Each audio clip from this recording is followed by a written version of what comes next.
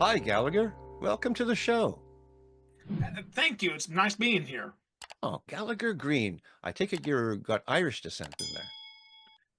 I'm not entirely sure. I'm sure I do somewhere. I always tell people I'm just kind of a mix of all Europeans in general, I think. Okay, well, Gallagher and Green, both very Irish names, and Very I much see so. I see you have red hair, so I think you're the real McCoy.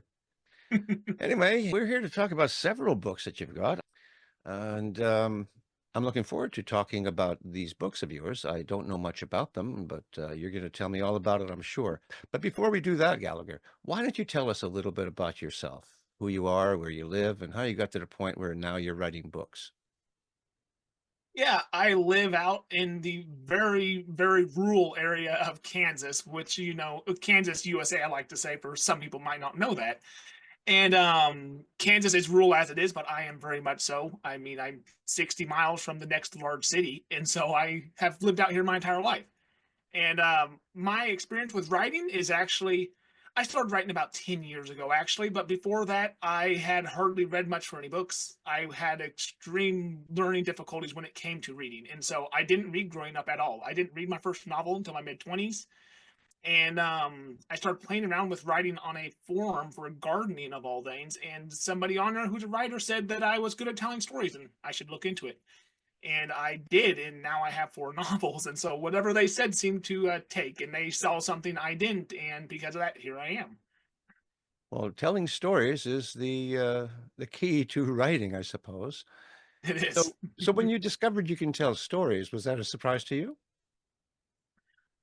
I think it kind of was in a way. I just wrote things down because the form we in gardening through the winter it gets very boring because everything's dead. And so we had started a story thread where we like each would write like as a bit of the story as it went. So we'd all kind of continue on that way. And so that's what it was. And yeah, I just kind of wrote things down as they came to me for the next spot in the story. And I just wrote how it felt naturally. And I always tell people I think it's odd because since I had only listened to some audiobooks, I was a fan of LibriVox because that's where volunteers would read books that Mm. were in the public domain. And so it's a great way for if you didn't have the money for audiobooks. So I had been listening to these old classics.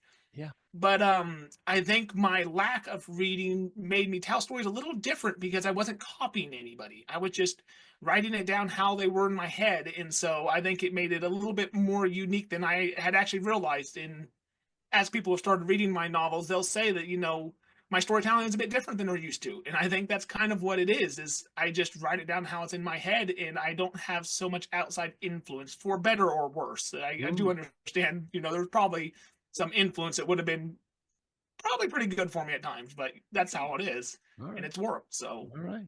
Well, that sounds fascinating. You want to get right to it? What book you want to talk about first? well, we could start with Love, Sorrow, and the In Between. That is my first novel. I had written some books before that, and I hadn't published any of them because I was kind of just playing with it. And some of them I had planned to publish, but this was actually during the pandemic, like many of us. And I had gotten into making masks for a friend who was giving them to homeless in New York City. And I was waiting for a fabric order, and I had nothing to do. So I decided that I was going to write a book, and for the first time, I was going to write it without the expectations of what I thought people expected me to write. And that's kind of what happened with this story. And so I just sat down and I wrote all day, every day, waiting for this fabric order. And I wrote the book in, I think, just over a month. And it turned out to be a very interesting book because it opens up with the prologue of a young woman who's only 18 being told that she only has 6 months to live. And she decides, of course, like many, she's going to do a bucket list. She doesn't want to just sit down and die. But she also decides that she's not going to tell her best friends because she knows they'll just mourn her while she's alive and treat her like Mhm. she's sick and dying, and she just doesn't want that. Yeah. So the story is from the perspective of someone else who she befriends. She really doesn't know. She kind of forces her friendship onto this poor young woman and says, "You're going to be the person I'm telling that I'm dying, and you're going to be the one who does these things with me." Hmm. And the story just progresses from there as they grow closer, and it ended up being a platonic life partnership or a platonic soulmate story, which is something that I hadn't expected it to become. And it was Right. something I actually learned more about after I wrote the book is, platonic life partners and everything. And so it was a real big turning point for my writing because I wrote from perspectives that I felt that people really did expect me to write from. Okay. And so it ended up being a nice, interesting turning point for me. Okay. So you decided to write this book. You had an idea in your mind. What was the experience like when you first started writing, having not ever done it before? Interesting. And I'd say at first maybe it was a little bit awkward and odd because since as I said that I had not really, read much growing up, I was not interested in writing at all. And my grammar and spelling, I always tell people, was horrendous because if you don't read or write well at all, then of course your grammar and spelling is not going to be there either.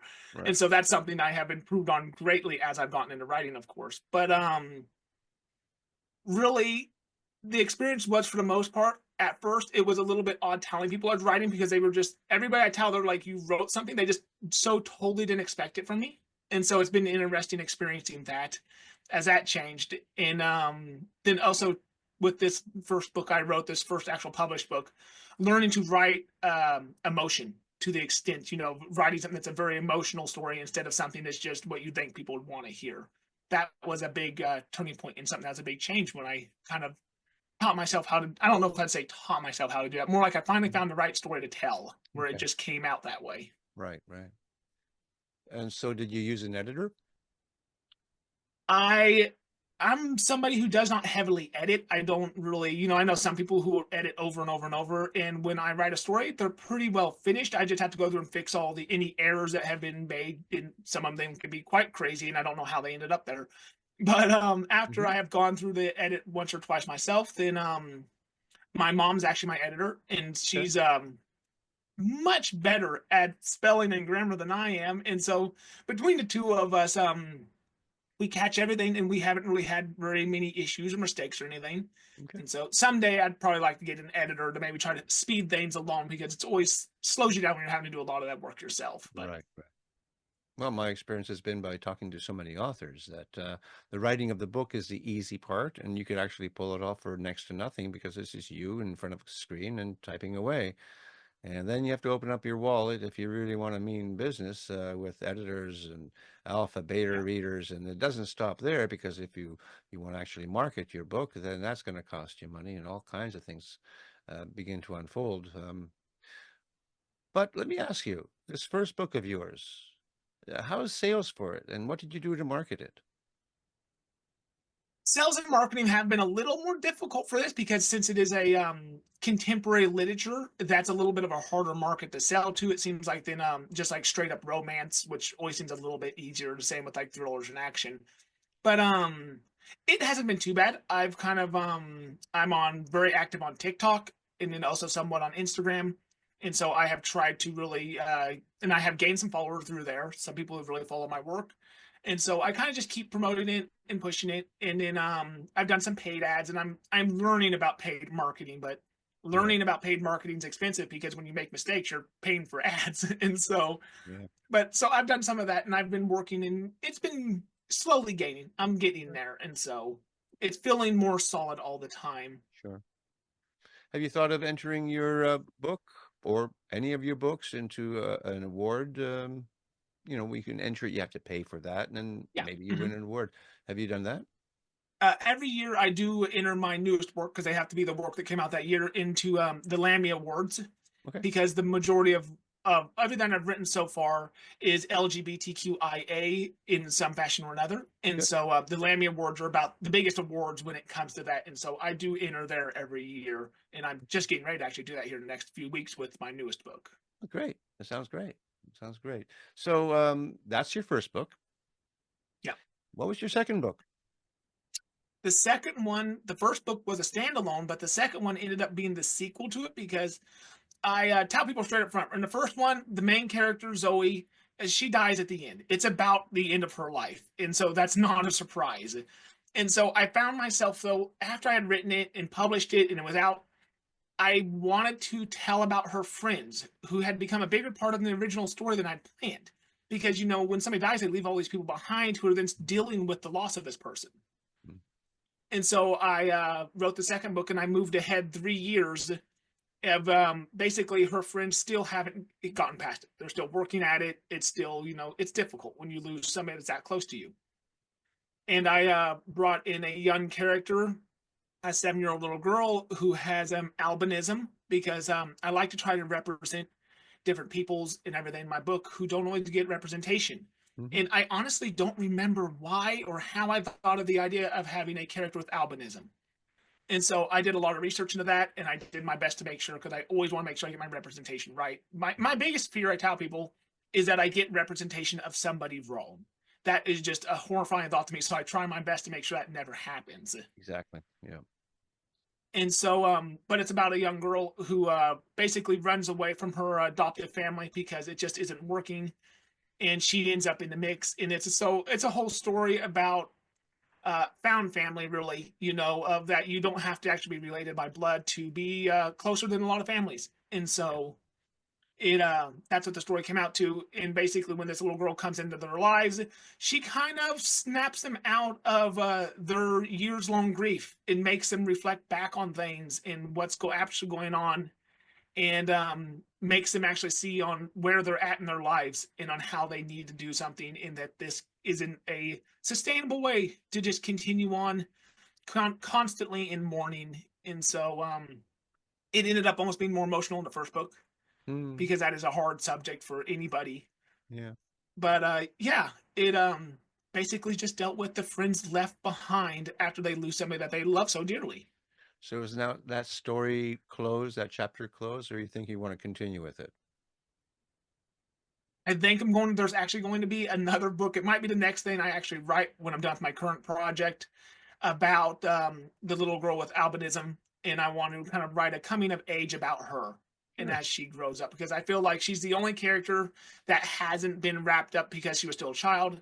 And so I'd kind of like to just round her out and give her an ending to her own story, because Yeah. I have a I found out that I have a really big problem with leaving any character hanging, even if it's a side character. And I find my mind just constantly starts thinking about what about them, what happened to them, and I Hmm. end up having to write a story about it. Sure. And so, yeah, Yeah. that's Uh, kind of where that's going to go. sure. What part of the world is this story taking place? I didn't actually give them a state to begin with, or a country, but I'd say it's roughly based in like a California area. Okay. And I a friend asked me that, and I said, well, I realized they had to be on the West Coast because at one spot they're sitting on the beach watching the sunset. Yeah. And you Okay. can't do that on the East Coast very easily unless you're on an island or a peninsula. And so it's Yeah. like they're out there on the West Coast I somewhere. guess And so. so I'm going to say, Absolutely. yeah, Yeah. I'm going to say somewhere in California. Yeah. For sure. Sounds great. Well, that sounds really nice. What are the lengths of these books? I'm always curious. uh, Novellas, what the are they?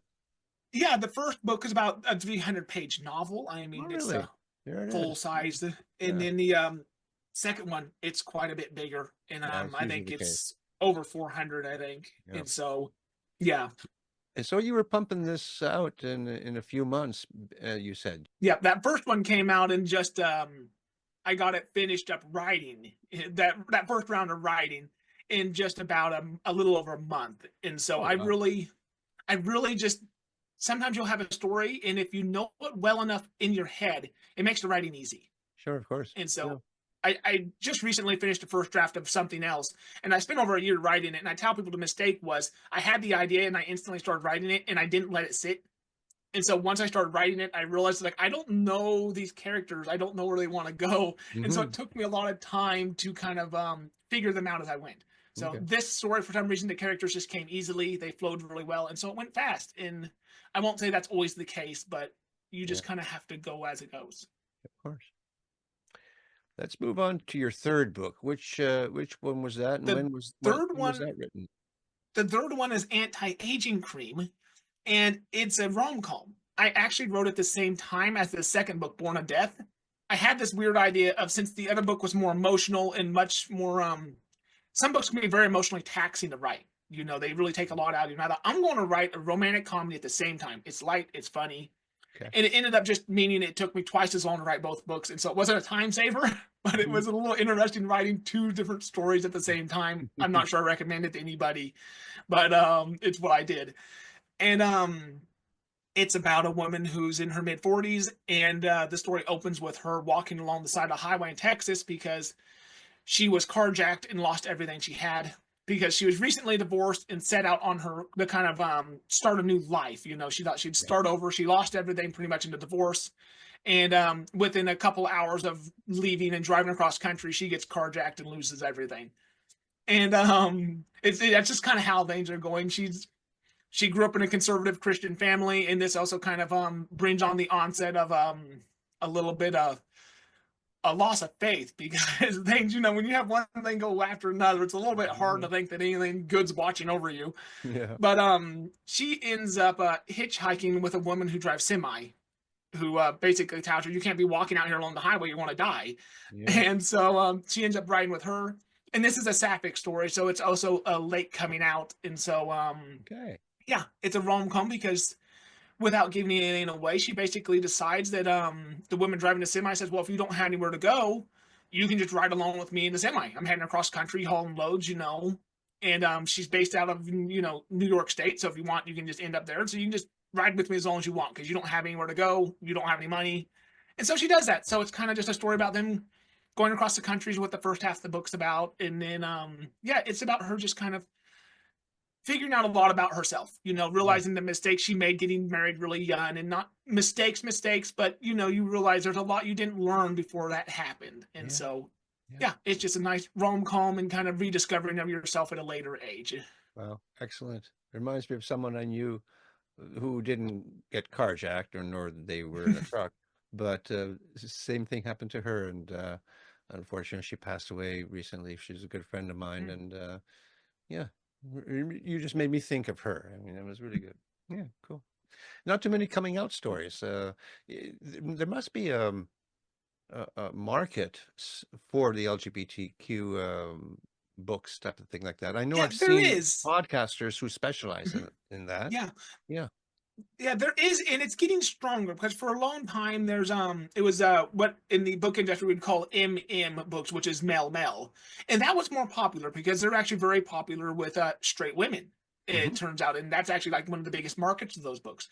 But as far as like woman books or WW, those are a little less common and they weren't popular for a while. It's harder to get them to go. But I've been seeing more recently, it seems like people are much more open to them and they're becoming much more popular. And you're seeing some really big titles starting to come out on them. And so, yeah, there's definitely a niche market as well. Yeah.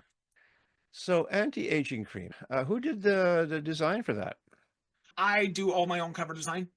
And so I used to do fine art photography. And so I have pretty extensive background in Photoshop and stuff. That's what Good. my mom, who's my editor, will say, it's not fair. I'm so good at like doing Photoshop and everything. And always remind her, it's like, I've been working in Photoshop for over 10 years now. And so I'm quite good at it. And I've learned the illustration program more recently. And so with some art background, there's been some crossover from artist to cover design because graphic design is not the same as like fine art. Yeah. And so it's taken some learning to learn what's better and what's not and everything. So Okay. yeah, I do my own cover design, and that's also something that's a constant learning process to actually create covers that are appealing to the market and the people because you can't just. My mind was always set on something that just would look good hanging on my wall, not something that would look good on a store bookshelf, and so Sure. that's been a little bit of a change. Yeah. But Yeah. And what made you come up with that title, anti-aging cream? the title, even though you shouldn't have a title that's quite so vague, it is cleared up pretty early in the book, and so it's not really a spoiler. But basically, when the main character finds out when she's telling this story back to somebody, she tells on how when she found out that her husband had been cheating on her, and she was packing up her things to go stay with her best friend because she was mad. And then he tells her that the person he's been having an affair with is her best friend. And so while she was packing up, and because of the noise, the neighbors had called the police, and the police walk in right as she just throws something at him. That was what she had in hand, which is a large jar of anti-aging cream. Okay. And so she gets charged with assault because she hits him in the face with it, and that's how she loses everything in court. Is they'll drop charges if she basically gives up everything. Oh my And goodness. so the whole story is based around she because of this anti-aging cream is why she ended up in all of this to begin with. And so Okay. because if yeah. Damn, you're a good storyteller. That's really neat. I'm really digging this. Let's move on, I guess, to is your next book then We're Not Queens, We're Bitches? Yes, it All is. right. That's a great title. That title was not in it was actually normally I know my titles pretty early off. While I'm writing, it'll just come to me. And this was Mhm. the only one where I was sitting there trying to make the cover, and I went to type the title and I couldn't remember what it was.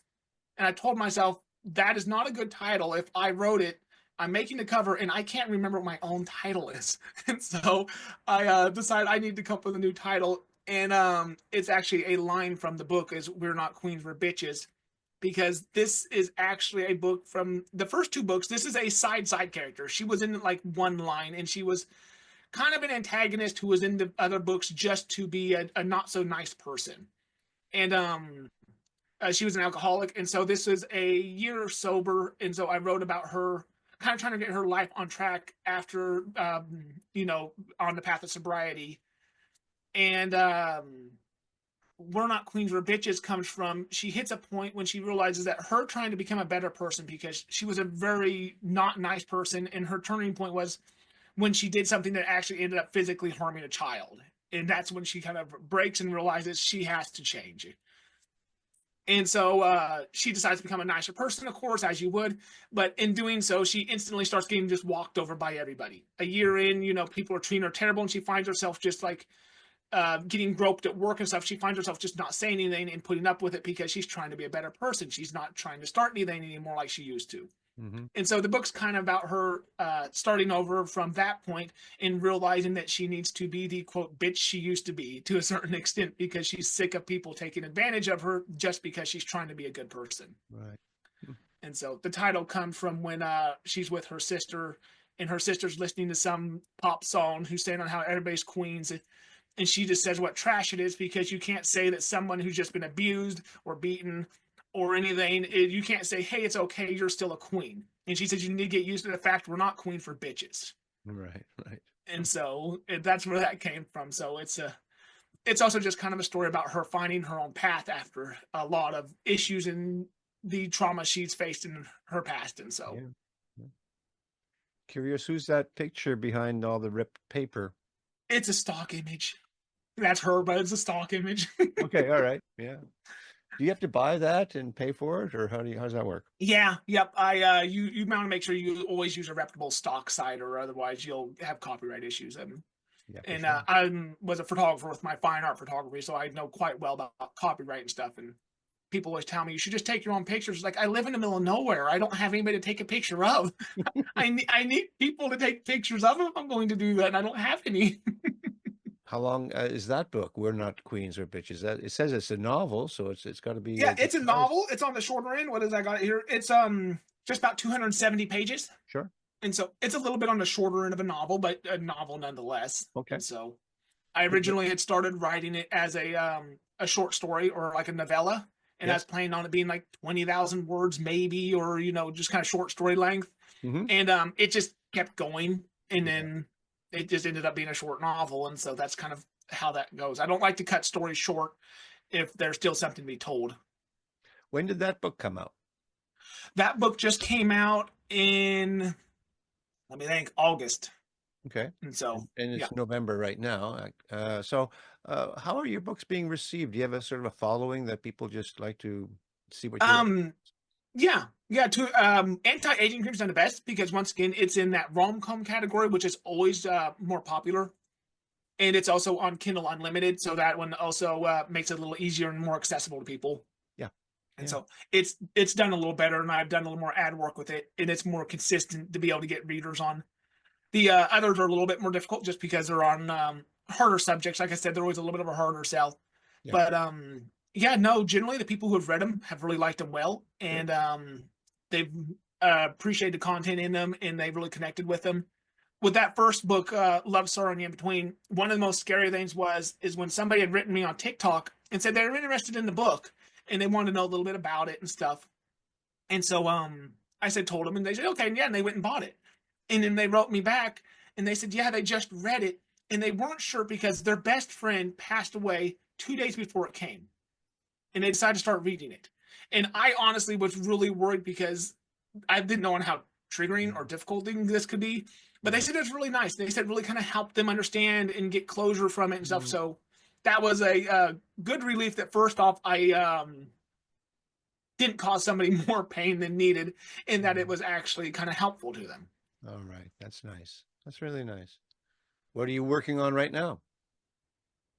What I'm working on right now is and I've actually been posting on TikTok about this, so I'm kind of like made myself have to hold myself accountable because when you start telling stuff out in public, then all of a sudden you got to get it done. That's right. And I'm working on a short rom com that will be for Christmas, and so I need to get it finished written and get the cover design and everything done, and I'm hoping to have it up by the beginning or first part of December before Christmas, and Okay. so that's what I'm working on at the moment. Sounds interesting. You want to pitch your books? I'll put you on full frame, and this is your chance to sell it to the public and tell them where to get it and why they should buy it. Yeah, so with Love Story in the In Between and Born of Death, if you're looking for a story that is about found family, platonic love, that you don't have to be romantic or sexual partners to have somebody that is very deep in your life and just as important. That's basically what it's all about. There is, of course, some grief in there and everything, but the majority of the story is not about the grief. I don't even write and tell what she was actually dying of. I never even mentioned the disease because, to be honest, I thought if I mentioned the disease, the story becomes about that. And I didn't want the story about what's killing her. I wanted the story about what is left in her life to live for. And so, if you're looking for a story that's really just about that, about finding friends and what that can really be in your life, those are really the stories for you if that's it. And I stay away from like really, there's trauma of course, but I stay away from like really heavy trauma. I don't like my books to be downers because nothing's worse than a book that's like it was great but left me depressed for a month. I try not to do that. And so they're good if you're just looking for some wonderful friendship stories. And then of course Anti-Aging Cream, if you're just looking for late in life coming out rom com. It's funny. It has serious moments. It's just a nice light book that leaves you feeling good with a solid, happy ending as well. I always tell people that because it's not a spoiler. I just want you to know it ends well, and so it's a just a nice, fun book for that reason. And if you're looking for something that's a little bit lighter, and then we're not queens, we're bitches. If you want a strong female lead character who's just tired of taking bull from everybody because the way the world treats you if you're not careful, there's a fine line between being a nice, accepting, calm, peaceful person and letting people tread all over you. And so, if you want to just kind of read a story about that, it's the one for you. It's a nice story. Also has some funny moments, but it's a little bit more serious and does get into a couple more serious things. But overall, if you're just looking for some nice sapphic stories with LGBTQIA plus characters of other kinds, then yeah, they're just really can't recommend them enough. And even though I'm obviously biased to that, but so it is. That's one of the best pitches I've heard, Gallagher. That's excellent. I think that should convince some people that at least look into it. Go to your Amazon and read a little bit more about it. Maybe even click that buy button. That's what it's all Yeah, about. Yeah, excellent. So, I do have guests come back. I can't have you back for December because this season will yeah, be over. But next year, look me up, and I'm sure you have some more books to talk about because I'd love to have you back on. yeah, yeah. Okay, that sounds. I'd love to be back on again. This has been wonderful. Okay. Well, it's been a pleasure speaking with you, and I wish you all the best. Right. Thank you. You too. Okay, bye-bye.